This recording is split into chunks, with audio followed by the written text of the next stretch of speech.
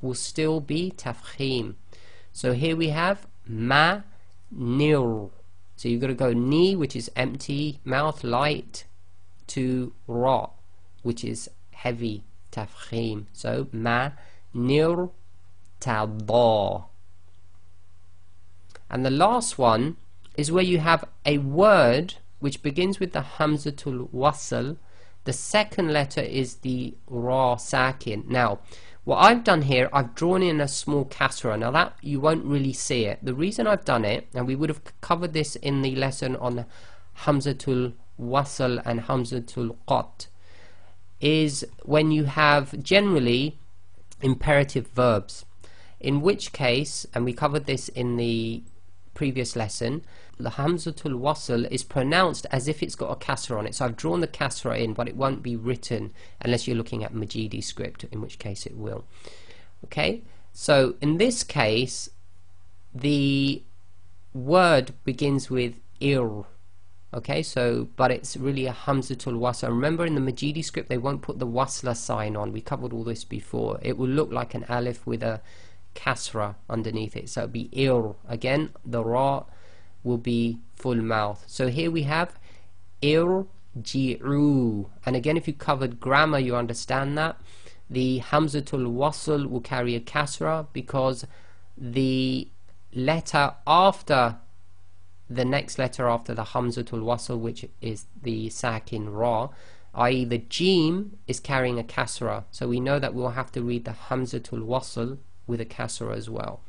If you don't know your grammar, then this is a bit difficult, and as we said in previous lessons, you're better off maybe comparing your Uthmani script to a Majidi script to help you along.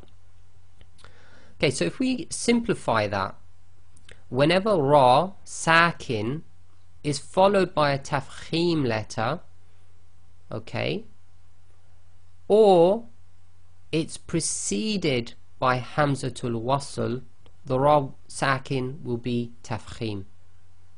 So that's all you have to remember, and they're the three exceptions. So let's do a recap of the three major groupings that you've got to remember, and hopefully this will be much more simpler now. So 15 rules, and all you've got to remember: if the ra is related to a dhamma or a fatha, it will be tafkhim. If it's related to a kasra sound, it will be tarqiq, except for three exceptions, which are where the ra sakin preceded by kasra followed by one of the tafkhim letters, it will go as tafkhim, or the ra sakin is effectively preceded by hamzatul wasl, and you should be safe if you remember that. So the ra sakin followed by tafkhim letter, or the ra sakin preceded by hamzatul wasl is tafkhim. So hopefully that would have simplified it for you. So in conclusion, we should understand the 15 rules surrounding the pronunciation of the letter ra, and we've simplified it, so you should have a simplified method of remembering all those rules. So you don't necessarily have to remember all 15 individually, just remember the three big concepts.